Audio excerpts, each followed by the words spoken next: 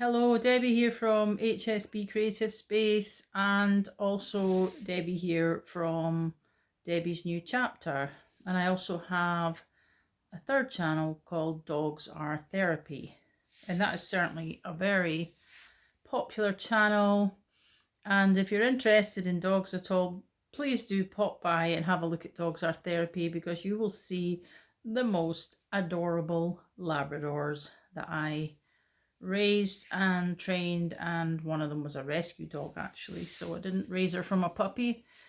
Anyway, to get back onto track here, because this is the HSP Creative Space channel, I actually wanted to make this video because I was thinking about a comment that somebody made on one of my posts that I made about the traits of an HSP. And this person had said, when I was talking about all the different traits of an HSP and how you can be really sensitive to animals getting hurt, for example, that kind of thing, they said, isn't that just the same with everybody? Well, I would like to say no, it is not the same intensity. So I'm not saying that there aren't a large majority of people in the world who do feel upset or concerned if an animal or a person gets hurt, but when you're an HSP, you actually feel it with such a deep intensity that it really affects you. It can affect you for the whole day or for a week or more. And I'd like to point out as well that an HSP is not somebody who's got a disability. It's not an illness. It can be a strength. It's important to be aware.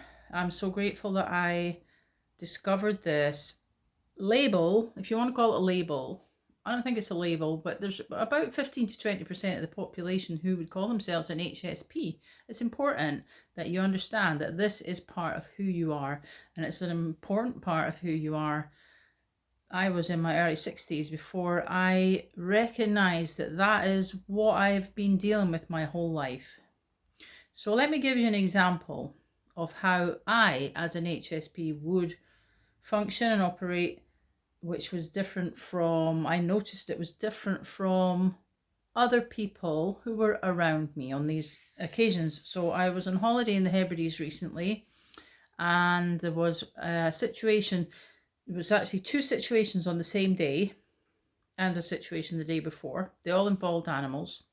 So I went to see this ancient church. It was in Leverborough in Harris, or nearby, near Leverborough. And as I was approaching the church gate, there was a field next to it, and I noticed a sheep, quite a large sheep, and it was near the fence, and it was limping. It started to limp away as I was approaching the gate, and it could hardly walk.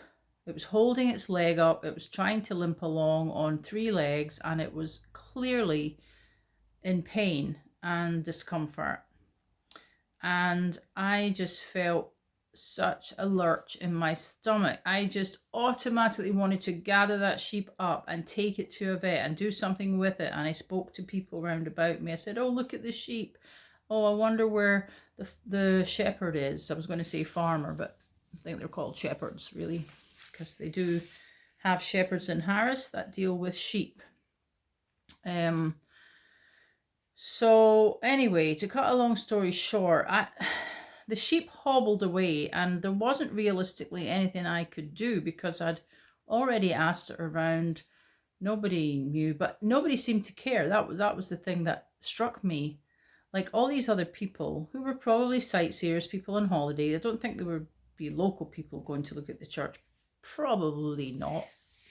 I mean, if you live locally, I guess you will pop in and see it now and then, but so I was really struck by how little they really seemed bothered by it. And I was so bothered that a week later I'm still talking about it.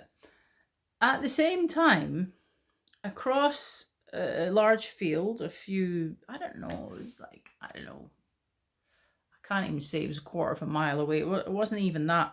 But across a large field, there was a house, there was a house with a great big sort of metal cage constructed next to it, with looked like, from that distance, it looked like a black and white dog, so possibly a collie.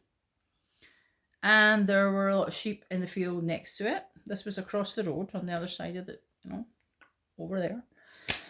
Anyway, it barked and barked and barked and barked the whole time I was there. So I was probably there for about half an hour, looking in the church, going around the gardens, taking little videos and photographs and speaking to people about the sheep. For example, that dog never stopped barking, and I was so upset about the dog. I even mentioned it to people as well. Oh, that poor dog, look at that poor dog. Like, it's never stopped barking. And my heart is just in bits when I think an animal is in any way suffering. And that dog was probably well looked after. Maybe it was just a collie barking because it wanted to go out and chase the sheep. I mean, round them up, what I mean. Maybe, I don't know. Maybe I should have knocked on the door and said, hey, why is your dog barking? Why has it been barking for half an hour? But the day before, I had made myself a little bit unpopular because I'd seen another dog in a cage, and it was a smaller cage. It was like 8 feet by 10 max, probably less, probably 6 foot by 8. But anyway, it was caged up in there with its nose out of the bars, trying to get out. And this guy, who was about 14 years old, was feeding some goats and hens across the road from it. And I just spoke to him about his sheep and hens, because I like to see people dealing with animals nicely.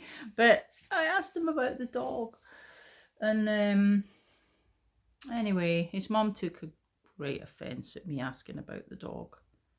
I think she was defensive. I think she thought I was criticising, but I was just asking. I'm so concerned about animals. Listen, any rescue dog that comes to my home has not got a chance of being a dog that gets left out in the cold and stuff. It will be pampered to within an inch of its life. And if you look at Dogs or Therapy, you will see Astra, the absolutely beautiful, pure blonde Labrador that I had. When I say I rescued her, I was going to say I rescued her, but I didn't really rescue.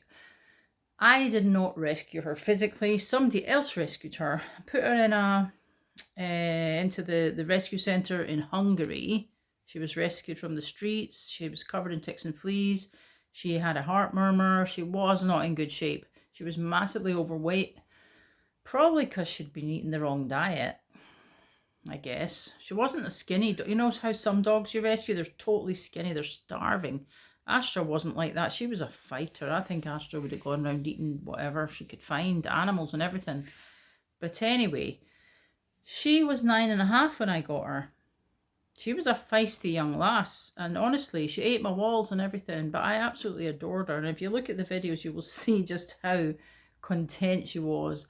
And I'd like to say you could see the transformation, but you couldn't really see the transformation because you never saw what she was like when she was rescued. I do have a couple of videos of her when I first got her, and you can see that she was overweight. But apart from that, obviously, things like fleas and ticks had already been cleared up. So what's the point of me telling you all this? The point is that an HSP is a very sensitive, emotional, empathetic person. So that's what I am. And we actually suffer. We suffer internally for it. But that's what I am, and I have to accept it, and that's what I have accepted. Thank you for listening. Bye.